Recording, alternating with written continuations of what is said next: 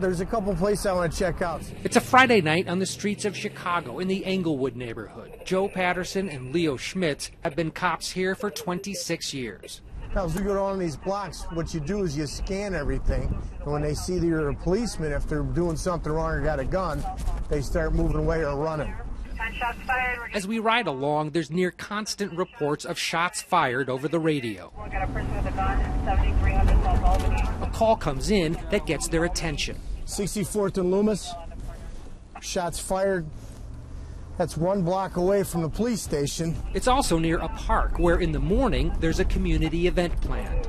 Someone with a gun there, we know we got people over there setting up. When we arrive, there's no sign of the person with the gun, and there's no time to linger. We leave as quickly as we arrive because there's another call just a few blocks away. Man with a gun on 44 Bishop. Several officers are there when we arrive. There's a man in custody and this gun, which was found in the house. They're still working, but that's the name of the game, and that's how we stop the next shooting.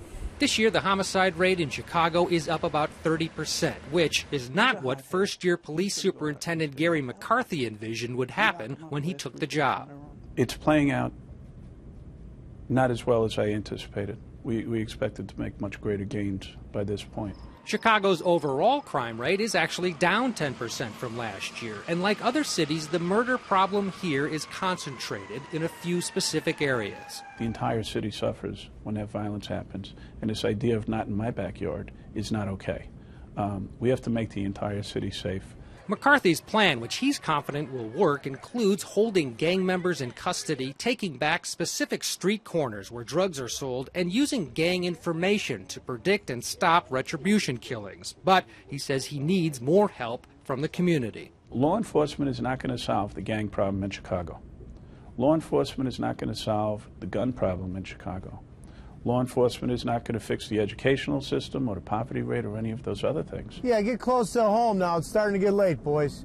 One thing we noticed on our ride along was the amount of children on the streets after dark. Hey, you guys about to go in the house, right? 34 kids have been killed in the violence this year alone, including 7-year-old Heaven Sutton, who was shot in the head while selling candy in her front yard. You know, juveniles are the ones getting shot.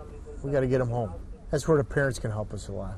Quite frankly, we need the parents to step up a little bit more and take ownership sincerely of their children and raise them a little bit better. Stay here. At one point, they pull over 2 men driving a car with illegal tailpipes. Got a license? They approach with caution and get them out. They end up being clean. No gang tattoos, just 2 young men out trying to have a good time. The men may feel like they're being harassed. Leo and Joe say it's a part of the job. Overall, we do a good job as a police department, and our numbers, although they might have bubbled up a little bit this year, you don't know, by the end of the year we might have that taken care of. But that's easier said than done, and there's more work to be done in every way. Shots were just fired.